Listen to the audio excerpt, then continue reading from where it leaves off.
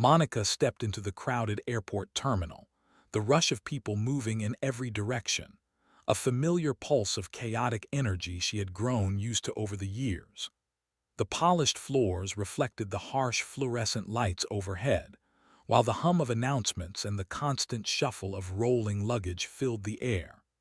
Before we get into the story, comment below where in the world you are watching from today, and if you like this story, don't forget to subscribe.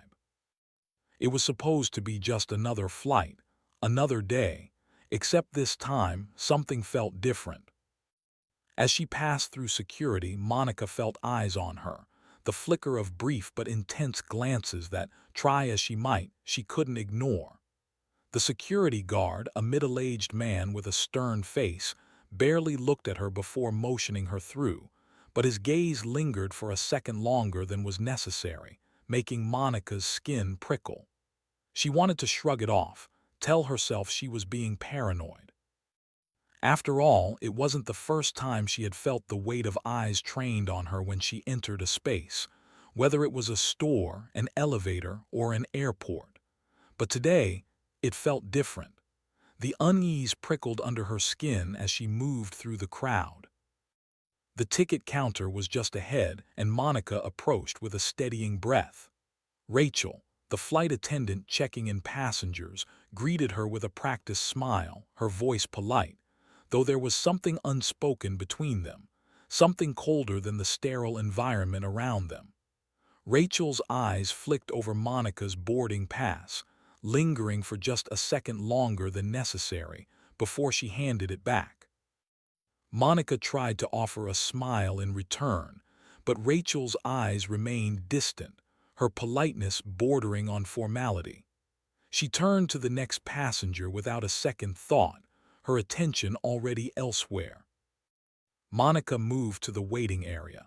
It was the usual scene, families gathered with children running around, businessmen talking loudly on their phones, and a cacophony of voices filling the air. But in the midst of it all, Monica couldn't shake the feeling that she didn't belong.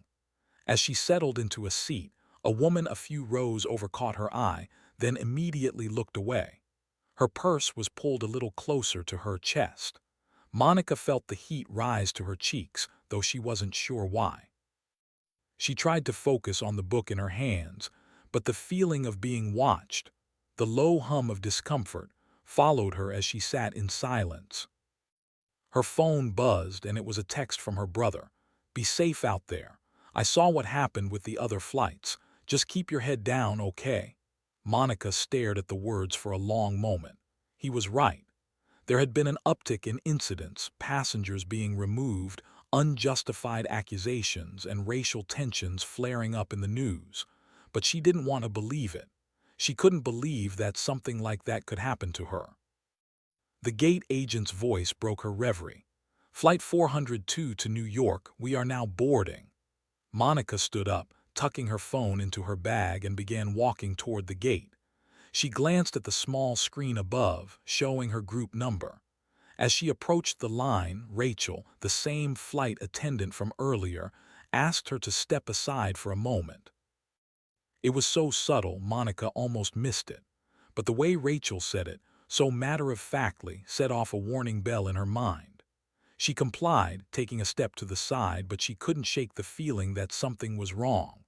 Other passengers passed her without a second glance, but she couldn't help but notice the eyes that flicked her way as they did.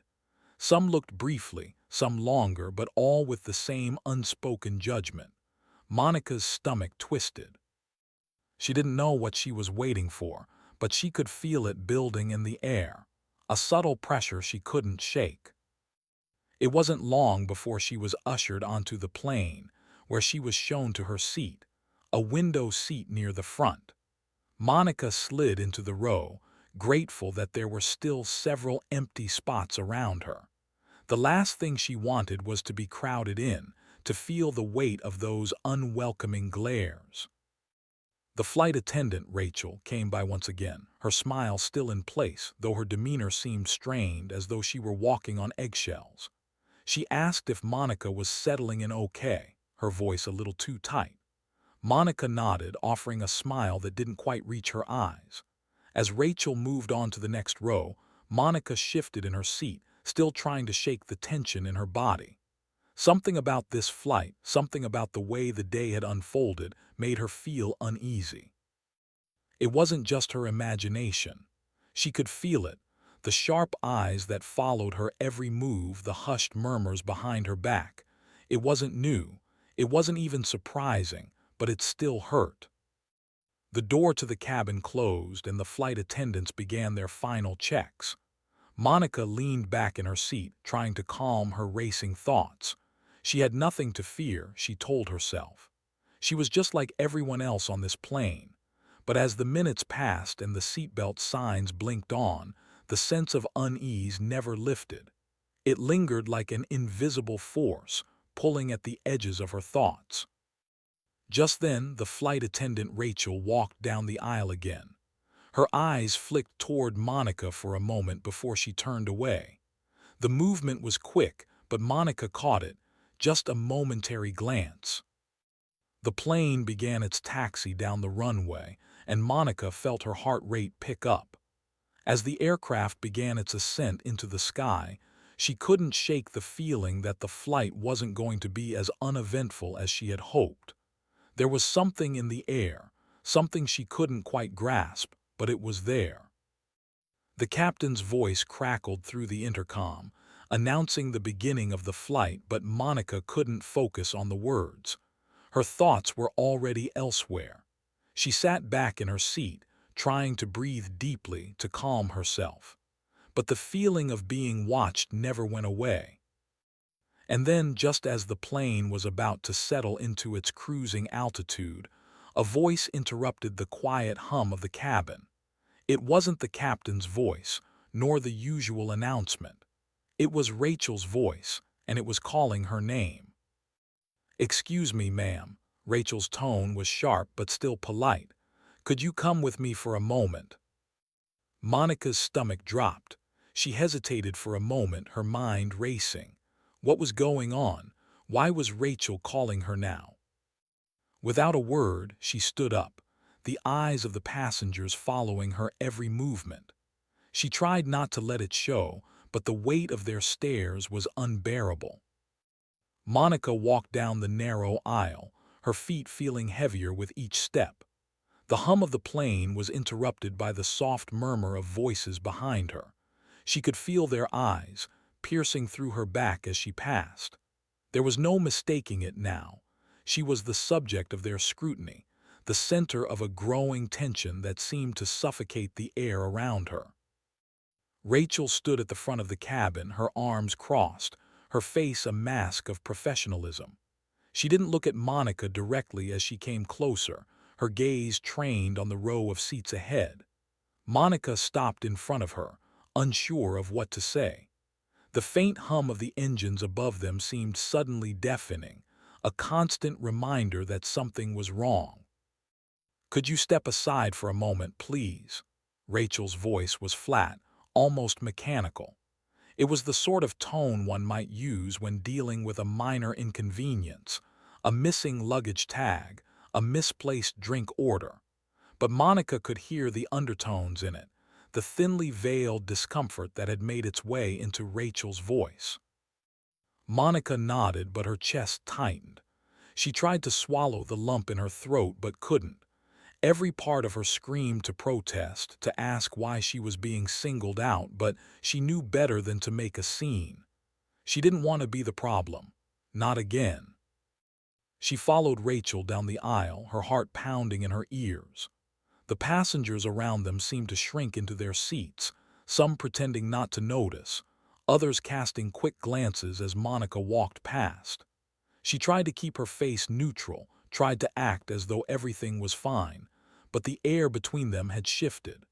She could feel it, thick and heavy, as if everyone in the cabin was waiting for something to happen, waiting for her to crack under the pressure. Rachel led her to the galley at the front of the plane, the quiet hum of the engines and the faint smell of coffee mingling in the air. There were no windows here, no distractions, just the sterile white walls of the kitchen area and the soft clinking of utensils as the flight attendants prepared drinks for the passengers. Monica stood stiffly, her hands clenched at her sides. She could feel the eyes of the other crew members on her, their gazes cool and uninterested. Rachel didn't say anything immediately. She just stared at her, her lips pressed together in a thin line.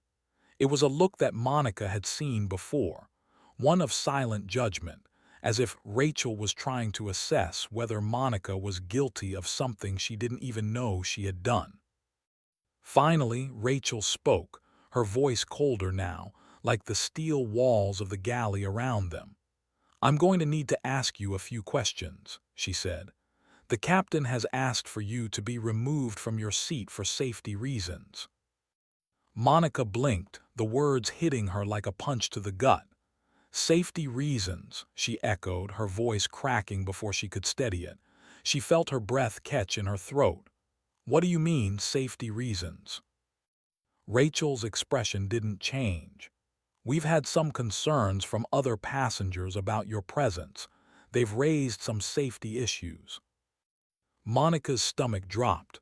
"What concerns?" she asked, her voice trembling despite her best efforts to keep it even. "I've been nothing but polite. I haven't done anything wrong." Rachel's eyes shifted momentarily, a flicker of something, sympathy perhaps, crossing her face before she masked it again. "I'm just following procedure," she said. "The captain wants you to move to a different seat just for the duration of the flight." Monica stood there, frozen. Her mind raced, trying to process what was happening. She had been removed from her seat, not because of anything she had done, but because of what other passengers thought she might do. It was a gut-wrenching realization, one that felt like 1,000 tiny cuts all at once. "Why are you doing this?" Monica asked, her voice barely above a whisper now. She didn't want to cry. She didn't want to show weakness, but the tears were right there, threatening to spill over. "What exactly am I being accused of?" Rachel's jaw tightened, her eyes flicking to the door as if she were waiting for someone else to intervene. The tension in the galley seemed to thicken, like a noose around Monica's throat. She felt herself growing smaller, shrinking beneath the weight of invisible accusations. "Ma'am, if you don't comply with the captain's request, we'll have to involve security," Rachel said, the words harsh now, stripped of any pretense of politeness. The door to the cockpit opened then, and Officer Harris stepped in. Monica's breath hitched as she looked up at the uniformed figure. He was tall, his broad shoulders filling the doorway, his expression unreadable. The officer's presence only amplified the sense of danger that had been building in Monica's chest. "I'm afraid we're going to need to escort you off the plane," Harris said, his voice low and steady, but there was no mistaking the authority in it. It wasn't a request. It was an order. Monica's heart pounded in her ears. She couldn't believe this was happening. Not to her. Not today. Her mind raced, trying to think of any reason, any excuse that could make this make sense. But there was nothing. Nothing except the suffocating realization that this was her reality, that being black in this space, in this moment, was enough to mark her as an outsider, as a threat. "Please," Monica said, her voice barely audible. "Please, I haven't done anything wrong." The officer stepped closer, and Monica instinctively took a step back. She wanted to fight, to scream, to demand an explanation, but she could feel the weight of the moment, the judgment already settling over her like a heavy cloak. She was being singled out, not for her actions, but for her very presence. Rachel's hand hovered near the intercom button. Monica's eyes flicked to it. She knew what was coming. She knew that once the call went out, the whole plane would know. The embarrassment, the humiliation, would be impossible to escape. "Please," Monica repeated, her voice shaking now. "I just want to get to New York. I'm not causing any trouble. I just want to be left alone." Officer Harris didn't respond. He didn't have to. The coldness in his eyes said it all. This wasn't about what Monica had or hadn't done. This was about fear. fear of the unknown, fear of difference, and Monica was caught in the middle of it. The officer motioned for her to move, and Rachel turned, heading toward the front of the plane without a second glance. Monica hesitated for a moment, trying to hold onto some semblance of dignity, but in the end she followed. Her steps were heavy, slow, as if each one was pulling her further from the safety of the plane and into the judgment of the world outside. As she passed by the rows of passengers, she could feel their eyes on her again, some staring openly, others pretending not to notice. It didn't matter. Monica's heart was pounding so loudly in her chest that she couldn't hear anything else. The whispers, the glares, the subtle nods of approval from some passengers, and the barely concealed disdain from others, they all blurred together into one indistinguishable mass of discomfort. When the door of the plane opened, Monica stepped out onto the tarmac, the cold air biting her skin, her breath coming in shallow gasps. She didn't look back at the plane. She didn't need to. The damage had already been done. And now all she could do was wonder, how much further would this go? But as she stood there, alone and isolated in the harsh light of the airport, one thing was clear. She wasn't going to let this moment define her. Not without a fight. Monica stood frozen on the tarmac, her feet planted firmly in place, as the cold wind bit through her jacket.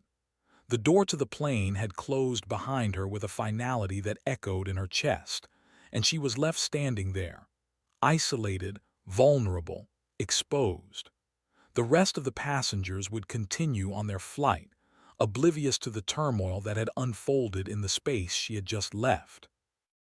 She glanced around the airfield, the bright lights illuminating the vast emptiness of the space.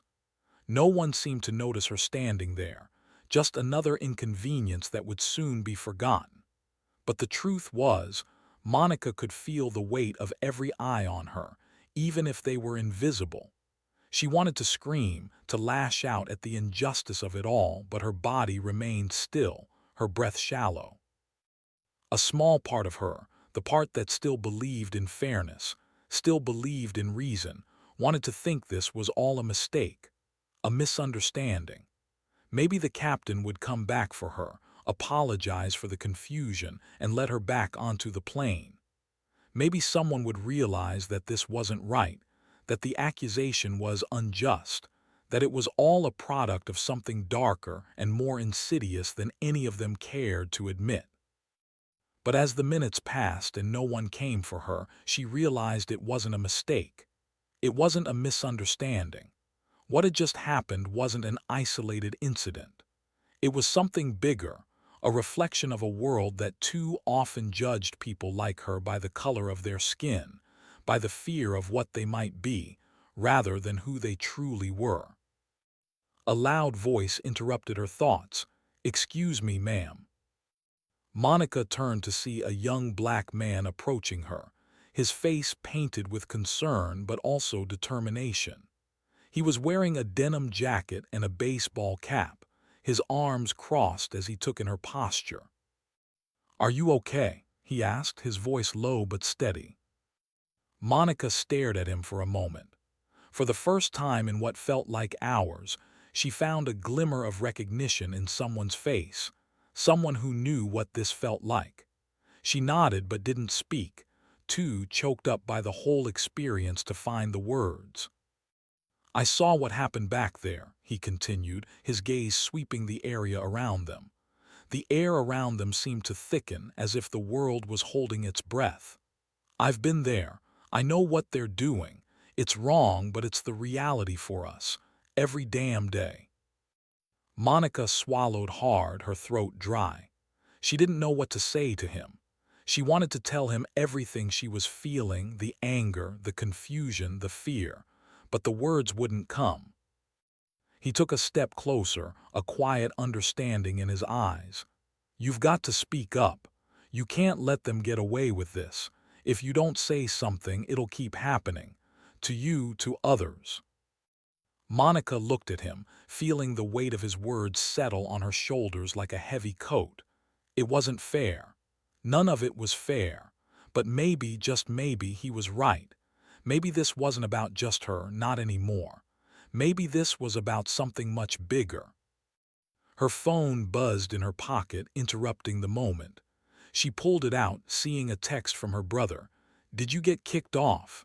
I'm getting a lot of calls from people asking if you're okay. Call me." Her hands trembled as she typed back, "Yes, I'm fine, just don't know what's happening. This isn't the first time, but it feels like it's the worst." Her phone buzzed again, but this time it wasn't a message from her brother. It was a notification, a news notification. Passenger removed from flight over alleged safety concerns. Airline under investigation. Monica's stomach dropped as she read the headline. This wasn't just going to be a small, quiet incident. It was already out there, being spun into something else entirely. And the worst part was that she knew exactly what would happen next. The story would be twisted, distorted, and soon she would be painted as the one at fault. She could already hear the whispers, the implications that would follow her for weeks, months, maybe even years. She had been accused, even if no one had bothered to ask her what really happened. The young man beside her noticed her expression. "It's already out there, huh?" he said softly, his tone a mix of empathy and frustration. "They'll twist it however they want, but you need to be ready. The truth. The truth's always the hardest to tell." Monica exhaled sharply, trying to steady herself. "I didn't do anything wrong," she said, her voice a little stronger now, though it trembled. "I didn't even get a chance to explain." "I know," he replied, nodding in understanding. "But you will. You'll explain it. You'll get the truth out there, and when you do, it'll make people listen." Monica turned to him, unsure of how to respond. She hadn't even thought about what she could do next, other than just trying to get on with her life, putting this behind her. But the young man's words resonated in her chest. Speak up. That was the only way out of this. If she didn't speak, if she didn't make her voice heard, then everything she had just endured would be for nothing. Her phone buzzed again. This time it was a call from her brother. She answered quickly, not bothering with pleasantries. "Monica, are you okay?" His voice crackled through the line, concern lacing every word. "I don't know what happened, Sean," Monica said, her voice wavering. "I really don't. But they kicked me off the plane. It's all over the news already. I'm being made to look like the problem." She could hear her brother's breath hitch on the other end of the line. "They're calling it a safety concern. Huh, that's what they're telling people." "Yeah," Monica muttered. "They're saying I was a threat, but that's not it. It's not that simple." "You've got to do something about this," Sean said, his voice now sharp with urgency. "This isn't just your problem, it's bigger. People need to hear what happened. You've got to stand up for yourself. Stand up for all of us." Monica took a deep breath, her eyes still fixed on the news headline flashing on her phone screen. She could feel her heart pounding, but now there was something else stirring inside her, something like fire. She had been quiet for too long, had let the weight of fear keep her from speaking out. But no more. "You're right," she said, her voice stronger now, steadying with resolve. "I'll do something. I won't let them tell my story. I'll tell it myself." The phone clicked as her brother said something in reply, but Monica wasn't listening anymore. She wasn't listening to the news or the passengers who had been her accusers. She wasn't listening to the lies the world was so eager to believe. She was done being silent. The young man beside her smiled, giving her a knowing nod. "Good," he said. "Now go make them listen." Monica didn't hesitate. She turned away from the tarmac, her feet moving with purpose, her heart rising in her chest. She wasn't sure where this path would lead or how much harder it would get. But one thing was certain. She was done being a passive observer in her own life. It was time to reclaim her story. It was time to make the world see her for who she really was, not just as a symbol of fear, but as someone with the strength to rise above it. As she walked toward the terminal, the world seemed to open up before her, full of possibilities, full of change. And with every step, she knew she was no longer walking alone. Monica sat in the quiet solitude of the airport cafe, her hands wrapped around a cup of lukewarm coffee, the steam rising into the air. Her mind was racing with the events of the last few hours. After being kicked off the plane and thrust into the unforgiving spotlight, everything had spiraled faster than she could comprehend. The initial shock had worn off, replaced by a steady undercurrent of anger and frustration, and now a cold sense of urgency. The airport terminal around her buzzed with the hum of travelers, some rushing to their gates, others chatting idly, oblivious to the drama that had just unfolded. It felt surreal, like she was in two worlds at once, one where life continued as normal, and another where everything she knew was crumbling beneath her feet. Her phone lay beside her, screen lit up with notifications she hadn't yet dared to open. She had a sinking feeling that the worst was yet to come. The texts and calls from her brother Sean had flooded in, but she hadn't responded. The situation was bigger than a simple phone call now. She knew that. And yet, every time she picked up the phone to look, the weight of the world felt like it was pressing down on her chest. The news stories were everywhere. She had seen one on a nearby television screen in the cafe earlier. Black passenger kicked off flight after alleged safety concerns, airline under investigation. It wasn't just a headline. It was a statement about who she was, a threat, a problem. She wasn't just Monica anymore.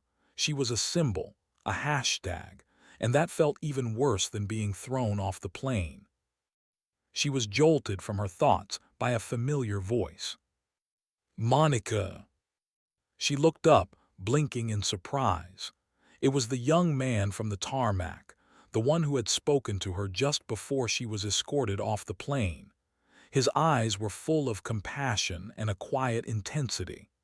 "I didn't think you'd still be here," he said, sitting down across from her without waiting for an invitation. Monica swallowed hard, feeling the tightness in her throat again. "I didn't know where else to go." He nodded, looking around the cafe before turning his attention back to her. "They're calling you the problem, huh?" Monica didn't answer at first. She just stared at him, watching the way he held himself, calm and steady in the face of the chaos that surrounded them. It was a contrast to the storm swirling in her mind. "The story is already being spun, you know," he continued, voice low. "You're the difficult passenger, the one who caused a scene, but that's not the real story, is it?" Monica shook her head, biting her lip. "No, but it doesn't matter. I'm just one person, one story. I'll be forgotten by tomorrow." The young man's eyes softened with understanding. "That's what they want you to think. They want you to feel small, invisible." His tone sharpened slightly, a quiet fire flickering beneath his words. "But you're not invisible, and neither are the people like you who are dealing with this every day. People need to hear you, your voice, your truth." Monica's hands clenched around the coffee cup, her knuckles white. What good will it do? What difference can one person make? He leaned forward, his gaze steady and unwavering. "You'd be surprised. You're not alone. I've been following this stuff for a while, watching how the media twists everything, watching how people like you and me get erased. But you don't have to be erased, not if you speak up." Monica felt the weight of his words. She knew the stakes, knew that speaking out would bring attention, perhaps the wrong kind of attention. She wasn't ready for the fallout. She had always kept a low profile, always tried to blend in, to avoid conflict. But now, the fear of speaking out was overtaken by something deeper, a growing sense of responsibility, not just for herself, but for the people who would come after her. "Do you have a plan?" she asked, her voice suddenly hoarse. He smiled slightly as though he'd been waiting for her to ask. I've been thinking about it. We don't just have to sit here and wait for them to control the narrative. There's power in numbers. And right now, we've got a story that needs to be told. Monica blinked, still unsure of what he meant. A story. Yes, your story, he said, his gaze steady. And once we share it, we bring the truth to light. Social media, the press, people will start paying attention. But it has to be real. People have to see you, see the injustice. And that means letting them hear what happened. Monica's stomach twisted. She knew he was right. The only way to push back against the narrative being spun about her was to take control of the story herself. But she was still scared. What if the world didn't listen? What if she became just another voice drowned out in the noise of every other tragic story? What if they don't believe me? She asked, her voice small. They will, he said, his tone firm. But only if you don't give up. People have been speaking up for years, fighting for justice, for fairness. And now it's your turn. Her phone buzzed again, breaking the silence between them. Monica glanced down at the screen. It was another news alert, this one with a new headline. Flight 402 incident. Airline apologizes. Passengers demand action. Her heart skipped a beat. It wasn't just the media anymore. There were people, actual people, starting to take notice. A few names were already making the rounds online. People who had witnessed the incident, passengers who had been on the flight, people who were willing to stand up and tell the truth. For the first time since she had been removed from the plane, Monica felt a spark of something other than fear, hope. She wasn't alone in this fight. People were listening. I'll help you, the young man said, as if reading her mind. Let's make them hear you. Together, we can turn this around. Monica nodded, feeling a weight lift from her chest. Okay, she said, her voice steady now. I'm ready. The young man smiled, standing up. Good, let's get to work. Monica stood as well, feeling a surge of determination coursing through her. She wasn't going to be a passive spectator anymore. The world would hear her story, her truth, and they would have to listen. As she stepped out of the cafe, her phone buzzing incessantly in her pocket, Monica's mind was clear. She had a choice now, to fade into the background or to use the platform she had been given to demand change. She wasn't going to let fear stop her, not this time. And maybe, just maybe, her voice would be the spark that ignited a fire too big to ignore. The sun was setting, casting long shadows across the terminal as Monica stepped out into the night air. The weight of the world was heavy on her shoulders, but there was something else now too, determination. For the first time since she'd been removed from the plane, she felt like she had some control, some power to shape what came next. The young man, whose name was Jamal, had given her a platform, a way to share her story, but it was up to her to take that first step. She had agreed to it in the cafe, but now, walking through the parking lot toward a cab that would take her to the nearest media center, Monica felt the reality of it all press in. She knew the risks. The world didn't just forgive, and a black woman standing up in the face of injustice was always a target. It would be so easy to back down, to retreat into the quiet life she had always tried to live. But it was too late now to turn back. There was no running from the truth. As she slid into the backseat of the taxi, Jamal sat across from her. "You sure you're ready for this?" he asked, his voice calm but carrying the weight of understanding. Monica nodded, her fingers tracing the rim of her coffee cup. "I have to be. I can't just walk away." The cab drove through the streets, weaving through traffic as the city lights flickered in and out of view. The buzz of her phone was constant now. She had messages from her brother, friends, even a few from strangers who had seen the story online. Some were encouraging, others less so. There was no shortage of opinions on what she should do, but the loudest voices were the ones telling her to stay quiet, to forget the whole thing, to not make a scene. It was the same thing she had heard her whole life, the quiet suggestion that she should accept things as they were, that speaking out would only bring trouble. But Monica was done with silence. Her phone buzzed again. This time it was a direct message on Instagram from an unknown account. "This is not your fight. Let it go before you make it worse. It's not worth it." Monica swallowed hard, staring at the message for a few seconds. She knew exactly what it was. The same type of person who thought staying in the shadows was the only way to survive. They didn't want change. They wanted things to stay comfortable. And she had been that person once, afraid of speaking out, of being seen, of making waves. But now she wasn't just fighting for herself. She was fighting for everyone who had been erased, ignored, or punished for simply existing. She typed back one word: "No." Jamal glanced over at her, catching the finality in her expression. "Good," he said. "The more they try to silence you, the louder you have to get."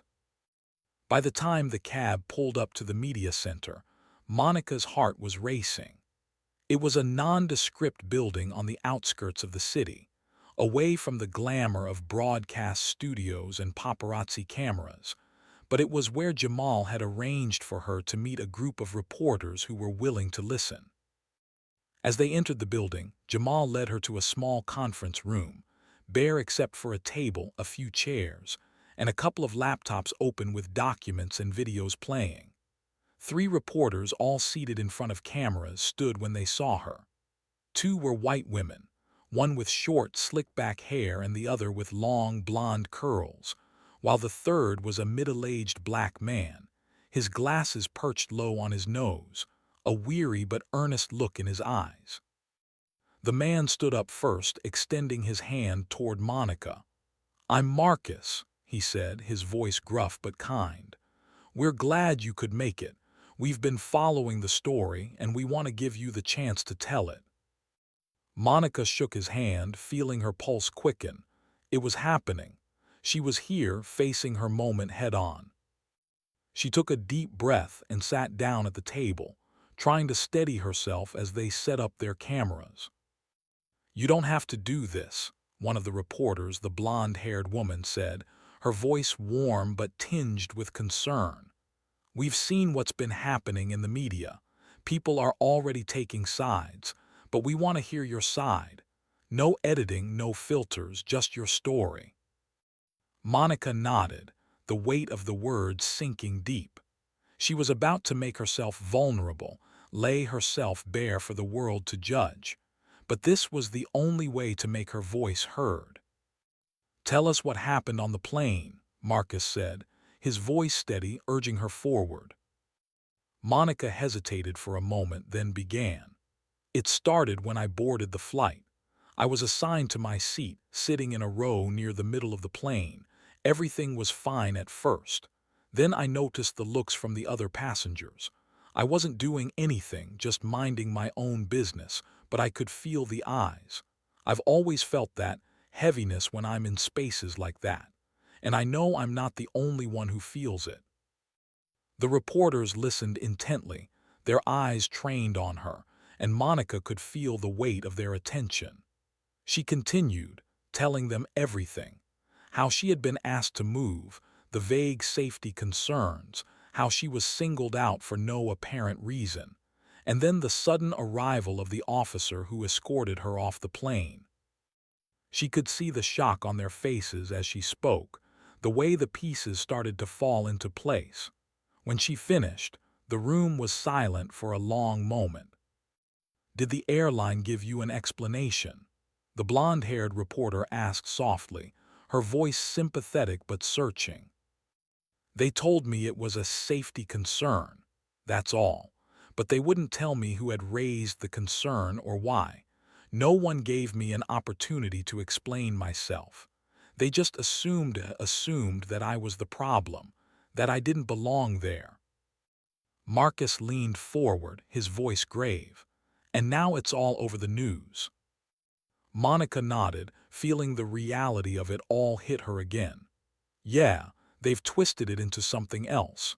Now people think I'm the one who caused a scene. They think I was dangerous. There was a long silence as they processed her words, and for a moment Monica felt the weight of their gaze, familiar yet different. This time she wasn't being judged. This time she was being heard. Marcus broke the silence. "Monica, what do you want people to take away from your story?" She looked him straight in the eye, her voice firm. "I want them to see the truth. I want them to see what happens when you're judged before you even get the chance to speak, when your existence is considered a threat just because of who you are.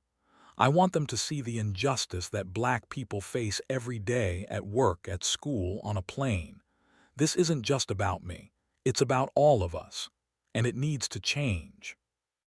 The room was still, the weight of her words settling over everyone in it. Monica felt her chest tighten, but there was also something else now, a sense of power. For the first time, she realized the truth wasn't just something to be heard. It was something that could change the world. As the interview ended, Jamal looked at her, his expression one of quiet pride. "You did it," he said softly. "You told your truth." Monica stood up, her legs a little shaky but her heart lighter. She had taken control of the narrative. She had started the fight, and now there was no turning back. The fallout from Monica's interview was immediate. Her face, her words, her story, suddenly they were everywhere. News outlets picked up her interview, dissecting it, commenting on it, some with support, others with skepticism. Social media buzzed with commentary. Hashtags like Monica Speaks, Not Your Threat, and Justice for Monica started trending, each representing the fractured reality of the world she had just stepped into. But for every tweet or post standing behind her, there was one equally venomous, questioning her motives or minimizing her experience. Monica sat in her small apartment that night, scrolling through the barrage of messages on her phone.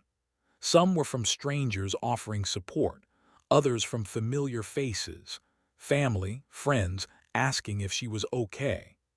But the ones that pierced her most were the anonymous messages, the ones that told her to go back to where she came from or stop making a fuss over nothing.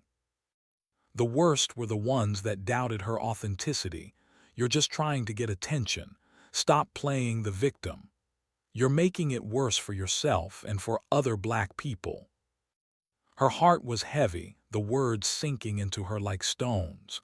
This wasn't the world she had imagined when she spoke out. This wasn't the support she'd hoped for. The reality of it was cruelly different. She had wanted her truth to set her free. Instead, it was dividing everything she had known. A knock at the door startled her. She hesitated for a moment before getting up and opening it.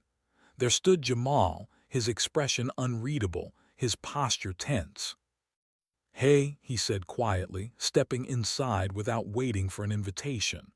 "I saw the backlash. How are you holding up?" Monica didn't answer right away. She moved to the couch and sat down, rubbing her eyes with the back of her hand. "I don't know," she said after a long pause. It's like I opened a door and now everyone's throwing things through it." Jamal sat beside her, looking out the window as if searching for words. "That's how it always is, especially when you're speaking truth that's been hidden for so long. People do like it. They don't like change." "I thought it would be different," Monica confessed, her voice barely above a whisper. "I thought they'd listen. I thought it would open their eyes." "Their eyes were always open," Jamal replied, his voice calm but sharp with truth. "They just didn't want to see. Not really. Not until now. But that's why it's important, because now they can't ignore it. They'll try to bury it, twist it, drown it out with noise, but your truth is out there, and that's powerful." Monica stared at the floor, the weight of his words sinking in. The silence between them stretched before she finally looked up. "But what if I'm just making things worse? What if I'm just giving them more ammunition to tear me down, to tear us down. Jamal leaned forward, his gaze intense. Don't let them scare you into silence. That's exactly what they want. They want you to back off. They want you to think you're wrong for wanting something better, but you're not wrong, and you're not alone. Monica swallowed, feeling the tears threaten to rise. She couldn't allow herself to cry, not yet, not when she had so much more to do, but everything felt like it was crashing down on her. She had wanted to stand up, to be a voice for those who had been silenced for too long. Now, it felt like her own voice was being drowned out in the noise of doubt and ridicule. Look, Jamal continued, his tone soft but unyielding, I know it's hard. I know it feels like everyone's against you, but this is just the beginning. What you're doing, speaking out, is going to make waves, but waves don't always hit the shore immediately. Sometimes they take time, so don't give up now. Monica nodded, but the doubt lingered. It had been easier when the enemy was just an abstract concept, faceless airline staff, distant, unnamed passengers who had judged her. Now her battle was personal. It was against the world that had been built on narratives like hers being ignored, silenced, dismissed. She had a choice: to fight, to push through, or to retreat, to let the noise swallow her. But as Jamal's words hung in the air, something clicked inside her. She wasn't alone in this fight, not anymore. Okay, she said finally, her voice steadier. I won't give up. Jamal smiled, his eyes lighting up with quiet pride. Good. You've already started something bigger than yourself. Now we make sure they can't ignore it. In the days that followed, the battle escalated. The public scrutiny on Monica grew more intense as news outlets expanded their coverage. But along with the skepticism came voices of solidarity from activists, social justice advocates, and celebrities who had seen the injustice of what Monica had experienced. They began calling for accountability, demanding that the airline and the officers involved answer for their actions. One morning, Monica woke up to an email with the subject line, "Breaking.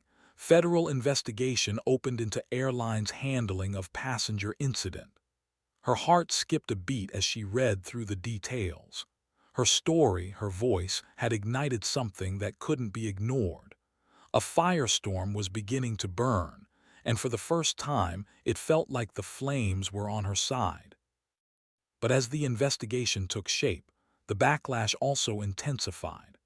Online forums, news articles, and social media were flooded with voices that painted Monica as the instigator of the chaos, the one who had caused the incident by provoking the airline staff. There were videos circulating, edited clips from the flight, showing her being escorted off, with commentaries that twisted the narrative even further. People were now questioning her every move, every action, every word. The lines were drawn, and the public was divided. In one particularly brutal news segment, a well-known pundit appeared on a major network, mocking Monica's stance. "If you can't handle being on a plane," he said, sneering at the camera, "maybe you shouldn't fly. Simple as that. We're all entitled to our opinions, but we shouldn't have to accommodate every crybaby on board." Monica watched this segment from her apartment, her blood boiling. But there was something else that simmered beneath the rage, an understanding that this fight was bigger than her, bigger than the attack on her personal experience. It was a fight for everyone who had ever been disregarded, labeled, silenced, and she wasn't backing down. That evening, as Monica walked down the street, her phone rang again. It was her brother, Sean. "Monica, have you seen the petition?" he asked, his voice excited. Monica paused, confused. "What petition?" "It's everywhere," he said. "People are rallying behind you. They're signing it, demanding accountability from the airline. It's going viral, Monica. You're not alone in this. People are starting to fight with you." She paused, trying to process the information. Could this really be happening? "I'm not alone," she whispered to herself. the words filling her with something stronger than just resolve. It was hope. As Monica looked up at the city skyline, a new sense of determination settled within her. This was just the beginning. The storm was rising, but so was the power of her voice, amplified by those who were finally ready to listen. The weeks that followed the viral spread of Monica's story were a whirlwind. The pressure from both the public and the media reached a fever pitch, with new developments every day. Monica had become the focal point of a nationwide conversation about race, systemic injustice, and the treatment of Black people in public spaces. But as much as her story was gaining traction, the weight of it was starting to wear her down. She had been thrust into a role she never sought, an unwilling activist, fighting a battle that had been centuries in the making. The constant phone calls, the interviews, the barrage of social media messages, both supportive and hateful, left her feeling exposed, vulnerable. She had once wished for attention, dreamed of having her voice heard. Now she realized that the spotlight was a double-edged sword. It brought with it both validation and scrutiny, admiration and condemnation. The emotional toll of it all was starting to crack her resolve. Monica sat in her apartment one evening, scrolling through her phone, as another wave of messages flooded in. A new hashtag had surfaced, #MonicaLied, aimed at discrediting her entire account of the events. People were calling her a liar, accusing her of fabricating the story for personal gain, or worse, to further some agenda. The noise was deafening. But it wasn't just online. People on the street, in the grocery store, at work, they were whispering. Some were even approaching her directly, expressing doubts or offering unsolicited advice. "I saw that interview," one woman had said in a grocery store aisle, her tone condescending. "I don't know why you're making such a big deal out of it. It's just a misunderstanding. You shouldn't stir the pot." Monica had nodded, pretending to be fine, but her heart was heavy. The worst part, though, was the silence. From the people who had been closest to her, the ones she'd counted on for support. Her parents had been distant, unwilling to get involved. Her friends had disappeared, as though her fight had become too inconvenient for them to face. Her brother, Sean, was the only one who had stayed by her side, encouraging her to keep going, reminding her that this was bigger than her. But even he could only offer so much. Monica sat on the edge of the bed, phone in hand, staring blankly at the screen. She needed a break. She needed to stop. A loud knock at the door pulled her out of her thoughts. "Monica, you okay?" Jamal's voice called through the door, soft but persistent. She stood up slowly, feeling a mix of relief and exhaustion. "Yeah, I'm fine, come in." Jamal stepped inside, his presence a quiet reassurance. He took a seat on the couch across from her, his eyes scanning her face, as if reading the depth of her fatigue. "You don't look fine," he said, his tone gentle but knowing. Monica let out a tired laugh. "Yeah, I don't know if I'm doing the right thing anymore." Jamal leaned back, folding his arms across his chest, the familiar steadiness in his posture. "You're doing the hardest thing. That's why it feels like it's breaking you." She shook her head. "I don't know how much longer I can handle this. The pressure's too much. The lies, the hate, the people turning their backs on me. It feels like I'm drowning, Jamal." Jamal's expression softened, but he didn't respond immediately. Instead, he reached into his bag and pulled out a piece of paper, something she hadn't expected. He handed it to her, his eyes unwavering. "What's this?" Monica asked, unfolding it. It was a petition, one that had been circulating online, garnering hundreds of thousands of signatures. But it wasn't just any petition. It was a demand for justice, not just for her, but for all the people who had been silenced, mistreated, and erased. The petition wasn't just about the airline or the incident on the plane. It was about systemic change, the need for accountability, the need to be heard. Monica's breath caught in her throat as she read through the words. The petition wasn't a simple request for an apology or a token settlement. It was a call for a nationwide movement, a push for reform, for change, for the dismantling of the practices that allowed people like her to be treated as threats based on their race. People are starting to really listen, Monica, Jamal said quietly. It's not just about you anymore. It's about everyone who's been treated like this. They're rallying behind you. Monica looked at the paper again, the weight of its implications sinking in. The petition was gaining momentum. People were starting to take action. The support was there, the movement was real, and it was growing. The fight was no longer hers alone.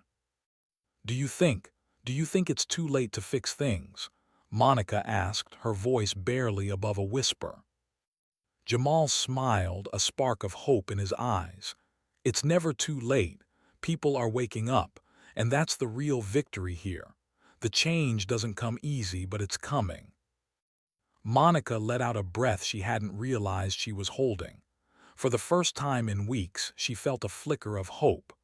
There was still so much to be done, but maybe, just maybe, she wasn't alone in this fight. Maybe this was the tipping point. The next day, Monica decided to meet with the team behind the petition. She was nervous, unsure of what to expect. When she arrived at the meeting, she was greeted by an unexpected sight. A small group of people from various walks of life, activists, legal professionals, journalists, and even a few ordinary citizens who had been moved by her story. There was an energy in the room, a kind of shared determination that lifted her spirits. They didn't see her as just a woman who had been kicked off a plane. They saw her as a symbol, yes, but more importantly, they saw her as the beginning of something larger, something that could change the course of history. The room was full of people who wanted to see her succeed, people who were just as tired of the status quo as she was. "We need to keep pushing," one of the organizers said, a young woman in a wheelchair with short-cropped hair. "This isn't just a one-time protest. This is about changing the systems in place, holding people accountable. If we don't keep pushing, nothing changes."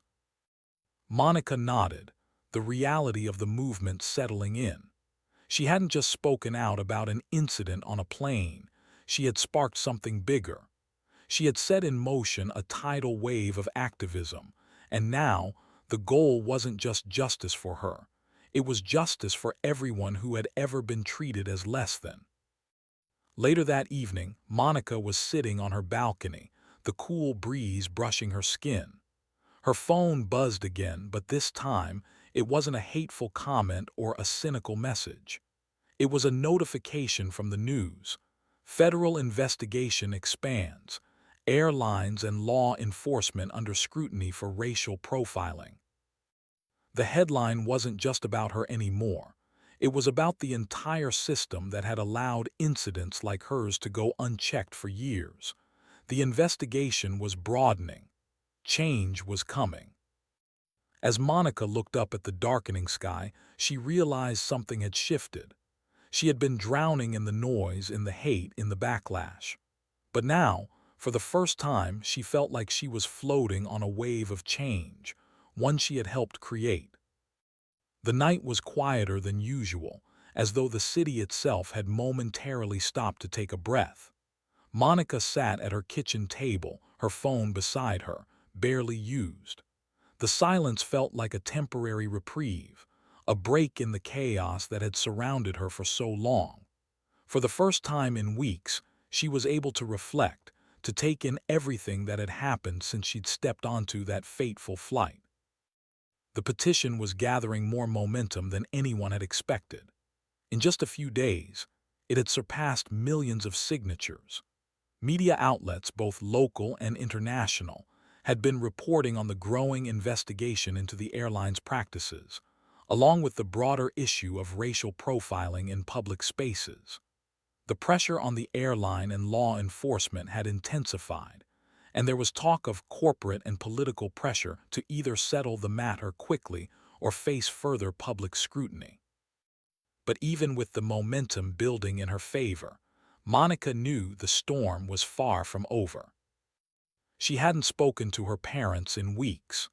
The estrangement that had grown between them was a painful reminder of how deeply the divide ran, even in families.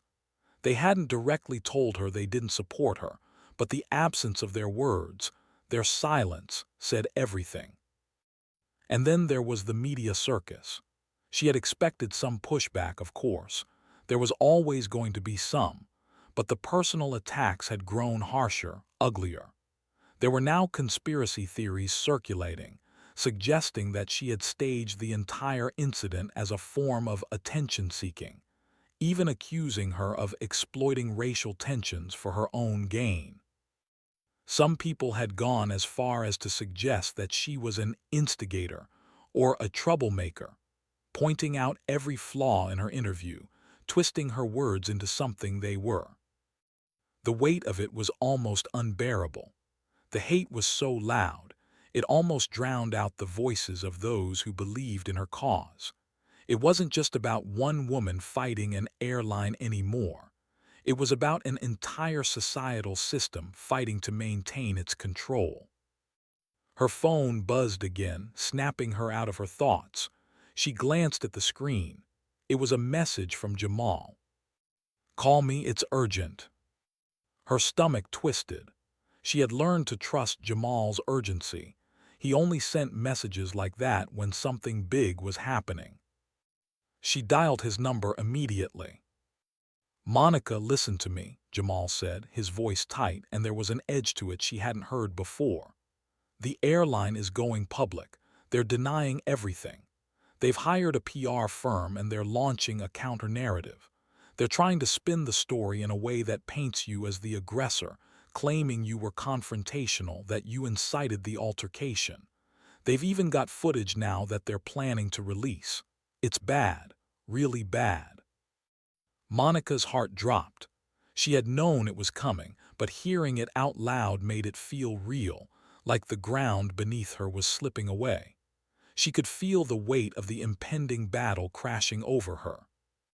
"Are they really going that far?" she asked, her voice barely above a whisper. "Yeah, they've got the resources, the influence. But here's the thing, you're not alone in this anymore. People are rallying, activists, organizations, even some legal teams are starting to take interest. We've got allies now and we can fight back, but we need to be strategic. This is going to get ugly." Monica swallowed hard, trying to steady her breath. "So, what do we do now?" "There's a press conference tomorrow. The airline is going to make a statement. They'll be trying to discredit you, and it'll be on every major news outlet. But here's the thing. If we hit them hard with a counter-statement, with undeniable evidence that they're the ones who have been lying, we can shift the narrative. It's all about getting ahead of the story." Monica closed her eyes, feeling the weight of the decision pressing on her chest. "I don't know if I'm strong enough for this, Jamal. I thought this would be over by now." "I know you're tired," Jamal said softly, his voice steady but full of empathy. "I know it feels impossible, but we've come too far and there's too much on the line. You don't have to do this alone." Monica sat back in her chair, closing her eyes. Her entire body felt heavy, her mind overwhelmed. But she knew Jamal was right. She couldn't back down now, not when she had made it this far. Not when so many people were counting on her to be the voice they didn't have. "I'm in," she said finally, her voice firmer than she felt. "What do we need to do?" The next day, the press conference was broadcast live. Monica watched from her apartment, her stomach a ball of nerves as she prepared to step into the next stage of this battle. She was joined by a small legal team, activist leaders, and a few key journalists who had agreed to back her story. The CEO of the airline stood at the podium, flanked by a team of PR professionals. The cameras flashed as the press eagerly awaited his words. Monica could feel her heart racing as the man began his speech. "We regret the incident that occurred on Flight 243. The safety and well-being of our passengers is our top priority, and in this case, a misunderstanding occurred that led to a regrettable situation. We are committed to transparency and accountability, and we are currently reviewing the matter internally to ensure that this does not happen again." He paused, clearly for effect, before continuing. "However, we must also clarify that our crew members followed all protocols appropriately, and we stand by their actions. We reject any claims that this was a racially motivated incident. This was about safety, plain and simple." Monica's pulse quickened. The words hung in the air and she could feel them biting at her skin, twisting her stomach into knots. The airline wasn't just denying the facts, they were attempting to rewrite the entire narrative. And Monica knew it was just the beginning. Then she received a text from Jamal. "We're going live in 10. Stay strong." Monica stood up from her chair, taking a deep breath as she prepared to speak. Her legal team had coordinated with several media outlets to release her own statement at the same time as the airline, and it was set to go live any moment. The screen shifted to her face, and Monica's heart pounded as she stepped forward, standing behind a podium of her own. The cameras clicked, and she felt the weight of every eye on her, the entire world waiting for her response. She opened her mouth, and for a moment she hesitated. The noise, the pressure, it was overwhelming. But then she remembered why she was here, why she couldn't back down. "You've heard the airline side of the story," Monica said, her voice steady but piercing. "But now you'll hear mine. I didn't start this fight. I didn't create the conditions that led to this incident. But I'm standing here today because the truth is not optional. The truth doesn't bend to corporate interests. The truth doesn't bend to PR firms who want to protect their bottom line." She paused, her eyes scanning the crowd, meeting the gaze of every camera in front of her. "The truth is that I was profiled. The truth is that I was treated like a threat because of my skin. And that's not just my story, it's the story of countless others who have been silenced, ignored, and erased. It's time we stop pretending that this is a one-off incident. It's time we stop pretending that racial profiling is an anomaly. It's real, and it needs to stop." Monica's words were sharp, precise, and they cut through the air with a sense of finality. She wasn't just speaking for herself anymore. She was speaking for everyone who had been made invisible by the system. The press conference ended with a flurry of questions, but Monica stood her ground, unwavering. The tension in the room was palpable. The media would now have to reckon with both sides of the story. And as she walked off the stage, she knew something had shifted. This was no longer a fight she was having for herself alone. It was a fight for every person who had been silenced by fear, by prejudice, by the systems that perpetuated hate. The media frenzy after Monica's press conference was unlike anything she had anticipated. The airline's narrative, carefully crafted and supported by a barrage of PR efforts, was crumbling under the weight of her testimony. The powerful words she'd spoken echoed across news stations, social media platforms, and even public protests. But as quickly as her support had swelled, so too had the backlash. The hate, the vitriol, it hadn't disappeared, it had intensified. The next few days felt like an endless barrage of news cycles, each one rehashing the same arguments, the same points, the same divisions. Monica was caught in the crossfire, her personal life further invaded, as people on both sides of the debate now demanded answers, some in favor of her, others determined to destroy her credibility. She was the symbol of everything that was wrong with the world, and to many, She was the target of their rage. But it wasn't just the media that had become a battlefield. Monica's phone continued to ring off the hook, with calls from reporters, activists, and lawyers all vying for her attention. But there were also those silent calls, the ones from family, from friends, who had been distancing themselves from her in the wake of the drama. Every conversation felt like walking on broken glass, unsure who would turn against her next. Monica sat in her apartment staring out at the city below. She hadn't left the building in days. She was exhausted, physically, mentally, emotionally. She thought back to the moment when she'd first stood before the cameras, ready to expose the truth, ready to take down the system. But now all she could feel was the crushing weight of her actions. The backlash was suffocating, and she didn't know how much longer she could keep this up. It was late afternoon when her phone buzzed again. This time, the name on the screen made her pause, Jamal. She took a deep breath before answering. "Monica, I need you to listen to me." Jamal's voice was serious, laced with urgency. "We've been hit hard, the media's ramping up. The airline's counterattack is starting to gain traction. They've got public figures backing them now. Some high-profile politicians, even some celebrities.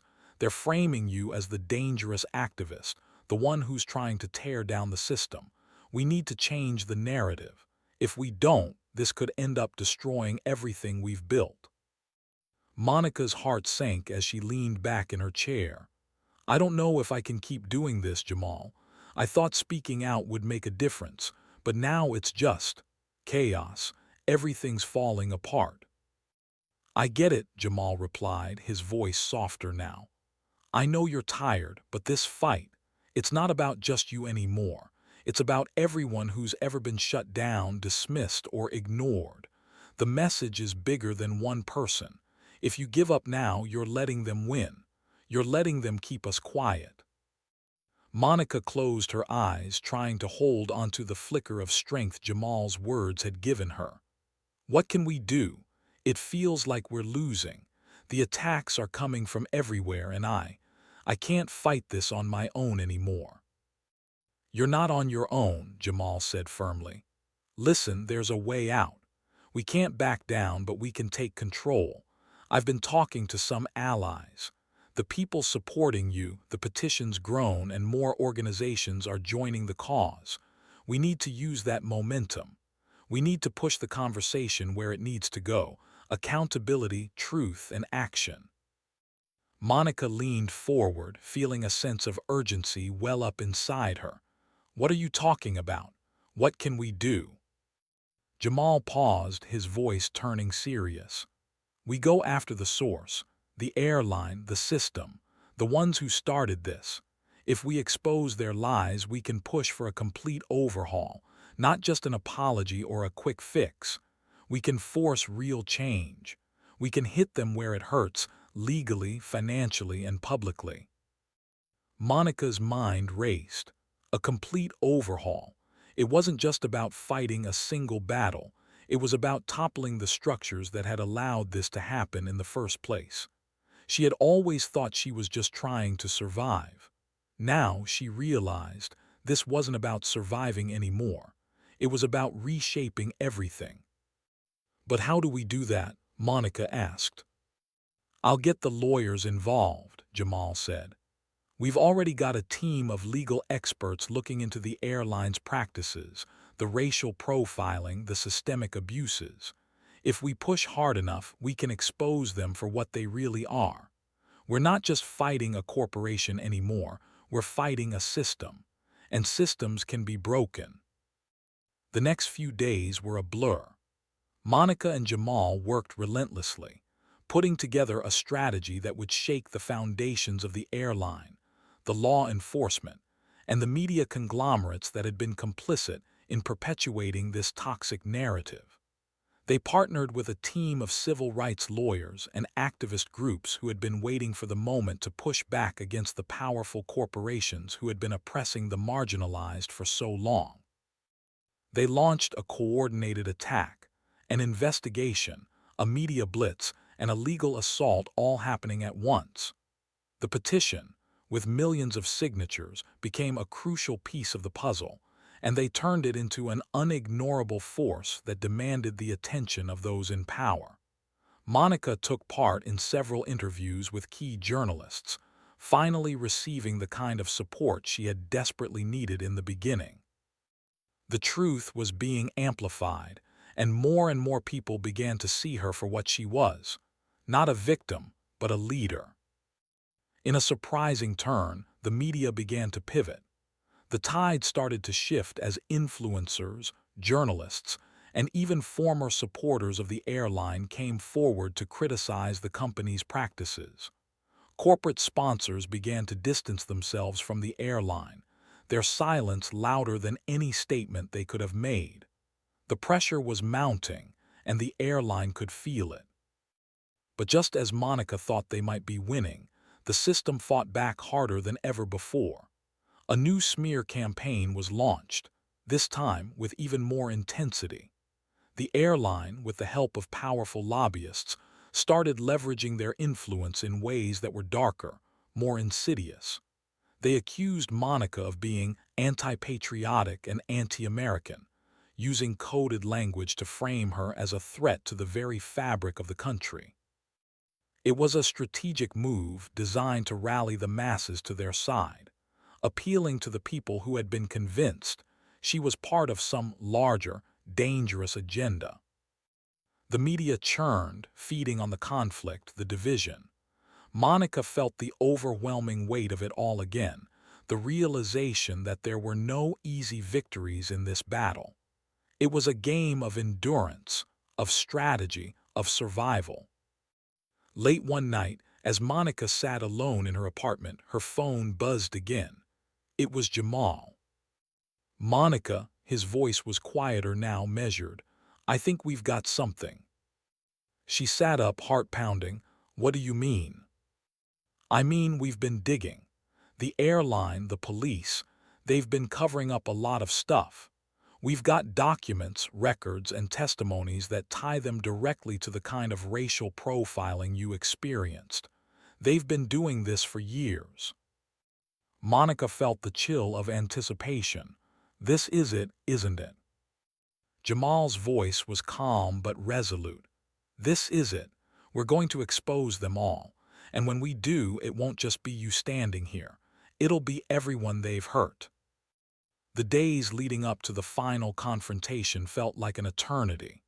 The weight of the battle, the endless legal wrangling, the media spectacle, it had all culminated in this moment. Monica could feel the tension in the air, thick and electric, as if the entire world was holding its breath, waiting for what would come next. Everything she had worked for, everything she had endured, was about to reach its breaking point. Her phone had been ringing nonstop, with calls coming from all corners: activists, politicians, the press. The news had spread that the airline was on the verge of being exposed for its long-standing discriminatory practices, and the public was waiting to see how it would all unfold. The tide of public opinion had shifted. Monica had become a symbol not just of racial justice, but of the power of ordinary people to take on entrenched systems of power. Yet, the deeper she got into this fight, the more she realized that this was no longer about her alone. Her allies, her lawyers, and her team of journalists had spent countless hours compiling evidence: emails, internal documents, testimony from former employees, video footage that had been quietly suppressed. The airline had used its considerable influence to bury the truth, to paint Monica as the villain in a story that wasn't hers. But now, the truth was clawing its way to the surface, and it was about to explode in their faces. Monica sat in a small conference room, surrounded by her team. There was a hum in the room, a quiet intensity. The legal team had prepared their final brief. The media had already scheduled their live coverage, and the activists had mobilized protests. Everything was aligned. All they had to do now was wait for the moment when they would strike. Her phone buzzed. It was Jamal. "We go live in 30 minutes. You ready?" Monica took a deep breath. Yeah, let's do this. At the same time, the airline's PR team was preparing for their own press conference, scheduled to air live at the same moment as Monica's. They had already begun spinning their narrative, painting themselves as victims of a vicious smear campaign, the ones who had been unjustly maligned by a divisive activist movement. They were going to paint her as a destabilizing force, a symbol of division, a threat to the harmony of the public. Monica's team had anticipated this, and they knew they needed to strike before the airline could complete its spin. Her press conference was not just about clearing her name. It was about exposing the rot at the core of a system that had functioned on lies, manipulation, and exploitation for far too long. The clock ticked down, each passing second pulling her deeper into the storm. Monica had spent the last several hours reviewing her notes, practicing her statements, and making sure that she was prepared for anything the airline might throw her way. The reporters, the camera crews, the audience, they were all waiting for her to step forward and take control of this moment. The pressure was suffocating, but she had come too far to back down now.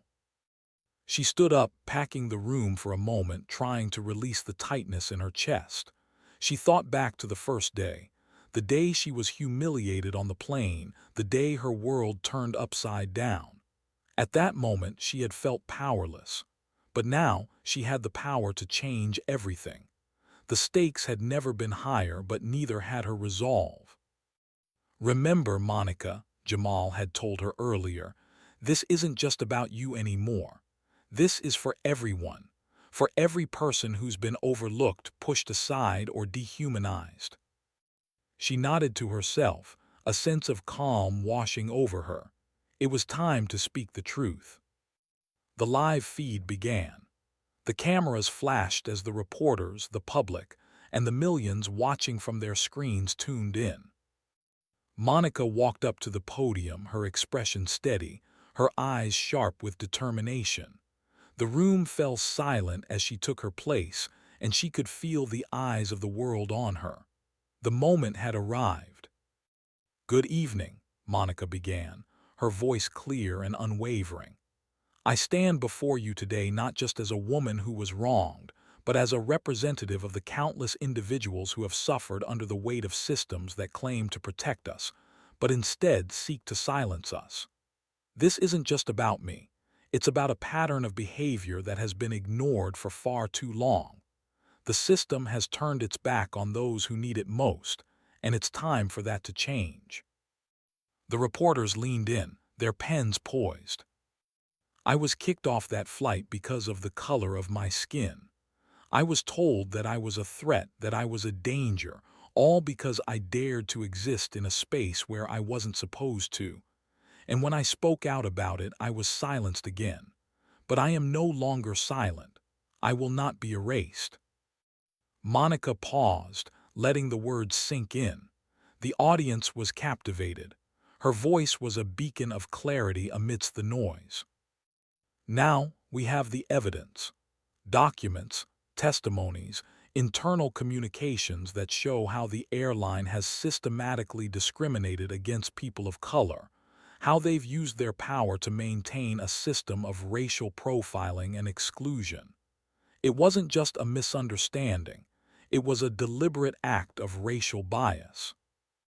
She glanced at the screen beside her, where images of the evidence she had gathered flashed behind her.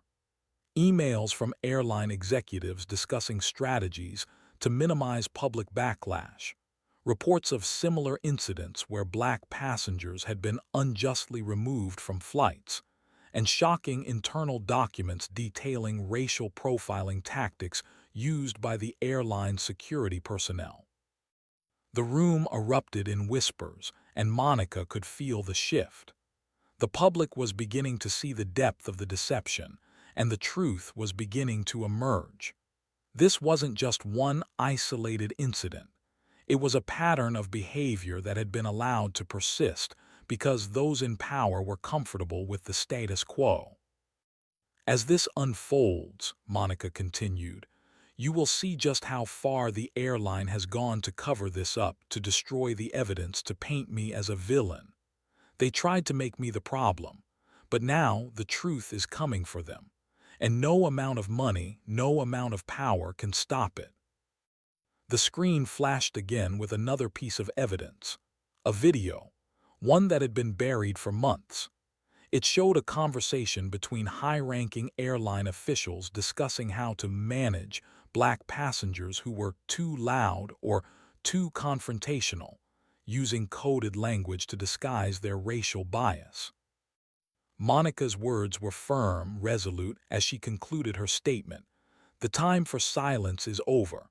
The time for change is now. As Monica finished speaking, the room erupted in a mix of stunned silence and chaotic applause.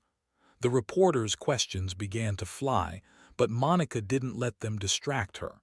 She knew her words had already struck at the heart of the issue. There was no going back now. At the same time, the airline's press conference had begun. The CEO stepped up to the podium, attempting to regain control of the narrative. But it was too late.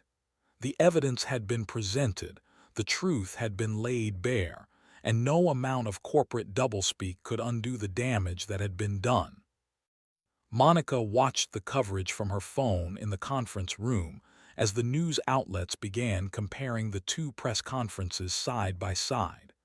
The airline's attempt to spin their lies had only deepened their guilt. The weight of their years of deception was now fully exposed. That night, as Monica sat quietly in her apartment, her phone buzzing with messages of congratulations, support, and solidarity, she realized that the battle was far from over. The fight had only just begun.